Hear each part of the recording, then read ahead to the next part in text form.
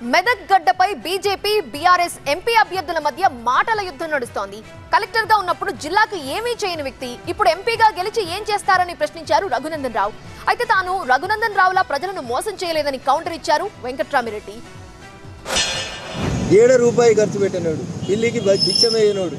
ఇంకా మీకు అందరికీ యాద్ చేయాలి, పాపంగా వేములఘాట్లో మల్లారెడ్డి అనేటువంటి ఒక రైతు తన ఇంటి సూరుకున్న వాసాలని మొగురాలని దులాలని తన చితిగా తానే పేర్చుకొని దహనం చేసుకుంటే కూడా కరగని గుండె ఏదంటే వెంకట్రామిరెడ్డిది. ఆయన ఇచ్చి ఏదో చేస్తా దుబ్బాక అంటే ఏం చేస్తాడు? దుబ్బాక ప్రాంత ప్రజల ఉసురు పోసుకున్నది వెంకట్రామిరెడ్డి తప్ప దుబ్బాక ఏం చేయలే.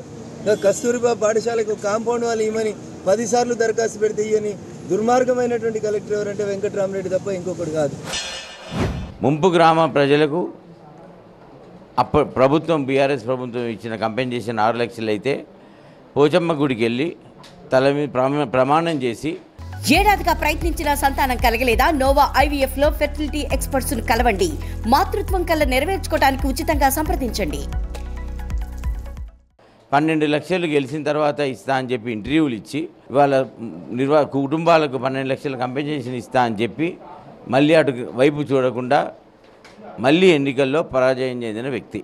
వారు నా గురించి మాట్లాడడం అపవాస్య, దాని గురించి పెద్దగా స్పందించాల్సిన అవసరం లేదు. ఇవాళ ఒక శాసనసభ్యునిగా ఉన్నప్పుడు కలెక్టర్ ఏదైతే చేస్తాడో కాంపౌండ్ వాల్ కానివ్వండి, స్కూల్ బిల్డింగ్స్ కానివ్వండి, స్కూల్ బిల్డింగ్ శాంక్షను ఏమైనా ఉన్నాయో వారు ప్రభుత్వం నుంచి శాంక్షన్ చేసుకొని ప్రభుత్వం అనుమతితోని బడ్జెట్ అలొకేషన్ చేయించుకొని కలెక్టర్ ద్వారా ఇంప్లిమెంట్ చేసుకోవడం జరుగుతుంది అనేది నేను ఇవాళ వాళ్ళకి తెలియజేయదలుచుకున్నాను.